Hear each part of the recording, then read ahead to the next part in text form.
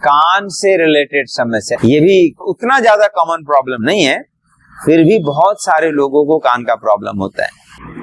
कान सुनाई ना देने वाला प्रॉब्लम और कान बजते रहने का प्रॉब्लम टिनेटस कहते हैं।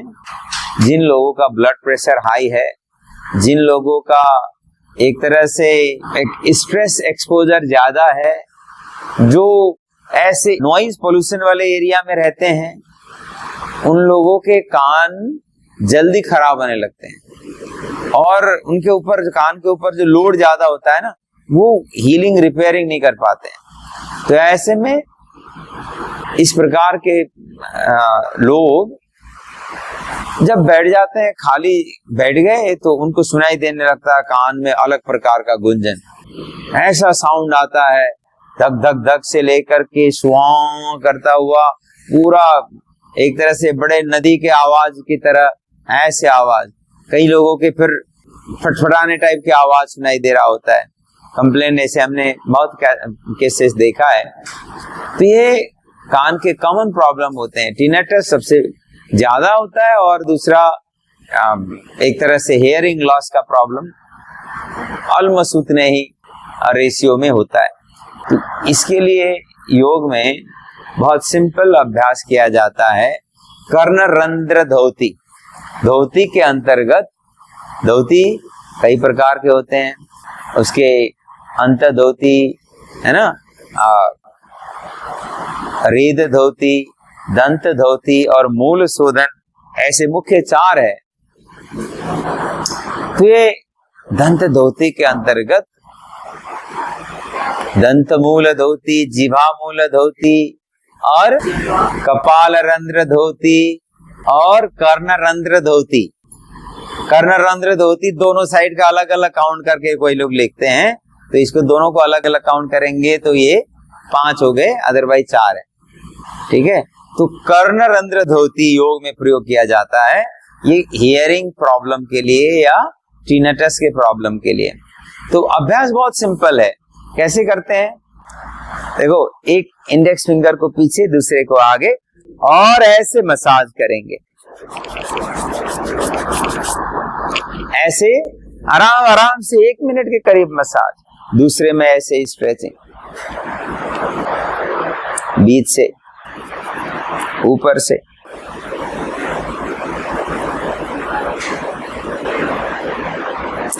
तो ये दूसरा स्ट्रेचिंग। तीसरा, इंडेक्स फिंगर को अंदर डाल करके ऐसे गोल गोल घुमाएंगे, क्लॉकवाइज, क्लॉकवाइज और एंटी क्लॉकवाइज दोनों, और फिर रिंग फिंगर से करेंगे।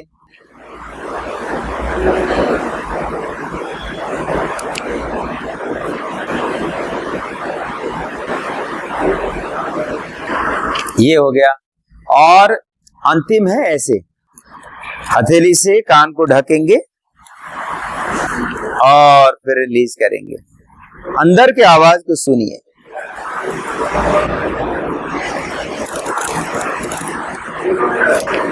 ये अभ्यास, तो ये सब कर्ण रंध्र धौती का अभ्यास है। रूटीन में ये अभ्यास करेंगे तो इससे कान में रक्त संचार होगा, नॉरिशमेंट, डिटॉक्सिफिकेशन और रेजिस्टेंस इफेक्ट आएगा और रिलैक्सेशन इफेक्ट आएगा। इससे हीलिंग इंप्रूव होता है। इसके लिए भी, कान के प्रॉब्लम के लिए भी जलनेती उपयोगी होता है, लाभकारी होता है। जलनेती ENT पूरे प्रॉब्लम के लिए है ना, आईज के लिए, नोज के लिए, थ्रोट के लिए, ईयर के लिए, सबके लिए इफेक्टिव है। इतना ही नहीं, ये ब्रेन के लिए भी है। इसको डेली कर सकते हैं, जलनेती भी रोज कर सकते हैं, कान के एक्सरसाइज भी रोज कर सकते हैं। और जिनका कान का इस तरह का प्रॉब्लम होता है, इसके सबसे कॉमन कारण अगर देखें तो हाई बीपी भी एक कारण है।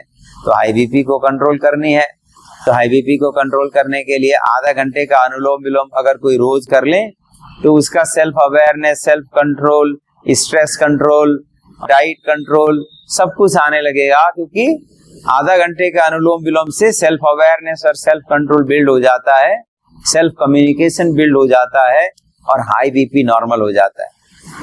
तो ये अनुलोम विलोम आधा घंटे का प्रयोग करना पड़ेगा अगर टिनेटस किसी को हाई बीपी के कारण से है तो। ठीक है, आधा घंटे का अनुलोम विलोम प्लस कान का जो एक्सरसाइज है और जलने दी।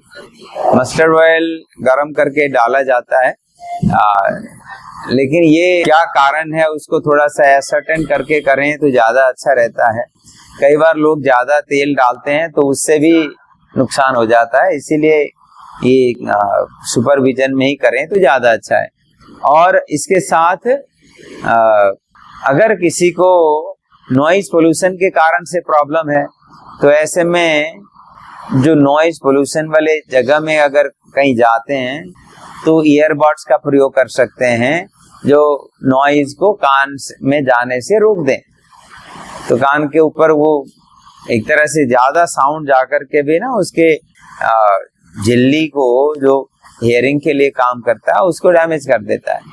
जो लंबे समय तक हेडफोन लगाते हैं उन लोगों के भी कान खराब हो जाते हैं, है ना। तो ये भी अवॉइड करना चाहिए, जरूरत के हिसाब से यूज कर लिया फिर रख दिया।